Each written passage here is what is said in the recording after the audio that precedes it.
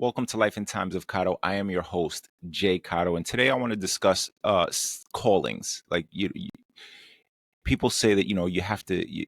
Everybody has a calling, or some people have a calling, and I want to discuss that because it's interesting how the universe works. Now, I'm not going to discuss belief systems.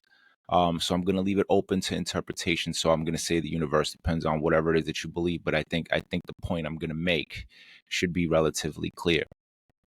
Now, getting into callings, I'm going to read something that I took down. I jotted down a note that was said by Stephen King on an old interview.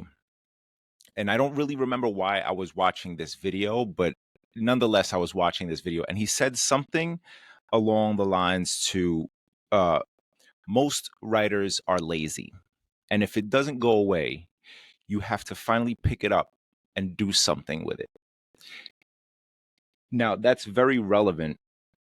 And the reason why that's relevant is because I also came across a video by Myron Golden, which I'm going to discuss in a second. But it's very relevant because when you have a calling, the calling kind of just picks and picks and picks and picks. It doesn't go away. Eventually, you have to do something with it. And if you don't, it becomes one of the biggest weights that you have. Now, I'm going to transition into a video that I saw with Myron Golden. And let me just look this up for a second. I think it's called "Don't Let Your Distractions Destroy Your Destiny." So that's the video.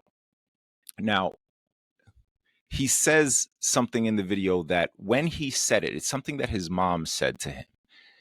And when he said it, it was so impactful to me. It almost brought me to tears almost immediately because it had such weight to it.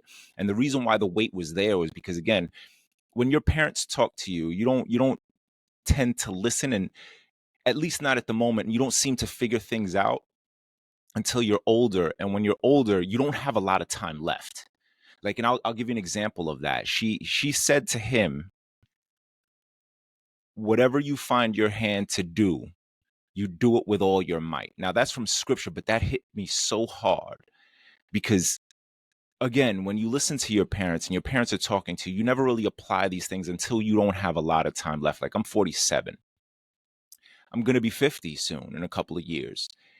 And I have one last hurrah, right, to make it happen or to make something happen. Now, going back into the conversation of callings, I have this thing that I'm doing and I got to do something with it. I feel it every day. It's calling me. It's telling me to do something. So I got to do something. Now, what Myron Golden was saying, if you're going to do it, you got to do it with all your might. There was more to that video, and that video is very impactful. If I'm going to put the link in the description, I suggest those who are watching this to watch that video. But if you're going to do it with all your might. Now, I'm going to tell you something, that years ago, I did study scripture. I did study, the Bible, and I studied it a bit. And I knew a lot and I learned a lot. Now, since then, I've fallen away and I forgot a lot. I don't remember everything, but I do remember some things. And even then, there was a calling telling you to do something. And me falling away, learning, having this information, doing all these things, learning all these things and doing nothing with that information is such a weight. I wanted to be a preacher, a pastor, actually, a preacher. Again, I wanted to preach, and I didn't. I fell away.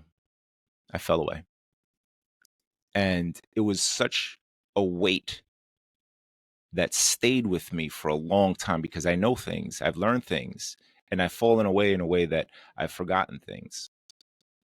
Now I've finally discovered this, and I'm doing this, and I'm finding a platform and a format to speak to people. I'm not preaching, but I'm speaking to people.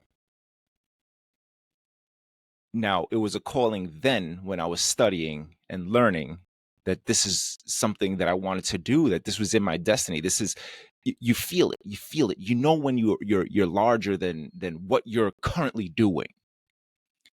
And I let it go, and I let it. I fell away, and now I'm sitting here talking to people, and I'm reading things and seeing things that Stephen King says. If something that's there and it bothers you and it bothers you and it bothers you every day, you got to pick it up and do something with it. When I come across the video of Myron Golden saying, what his mom said to him, whatever you find your hand to do, you do it with all your might. The way the universe starts to speak to you and tell you, it aligns things that makes it so. And you can't ignore it.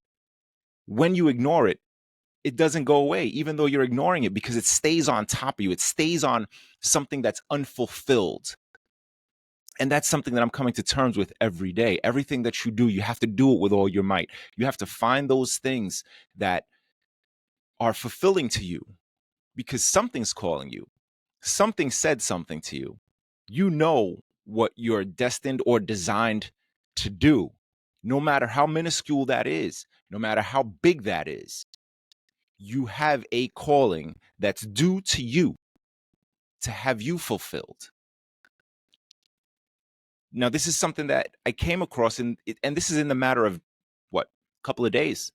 So a couple of days of these things, these tangible things speaking to you and telling you what your calling is, or what your calling should be, or the fact that there's something sitting in front of you that you need to do that just won't go away. That's huge. If we wake up every day and think about, hey, what am I feeling like? Dig a little deeper in that feeling and find out, what is ailing you? What are you feeling unfulfilled about? And try to find a way to pull that out, because there's something there. There's something greater than what we're all doing and just kind of letting life pass us by. And again, we don't sometimes realize that until it's later on in life, when our parents been telling us our whole lives. Don't be like me or anybody else, or waiting till you're almost 50 to get your one last hurrah. Anyway, that's all I got. Thank you for listening. Thank you for lending me your ears. Do what you do it well, do it the best way you know how. Jay Cotto, I am out. Peace.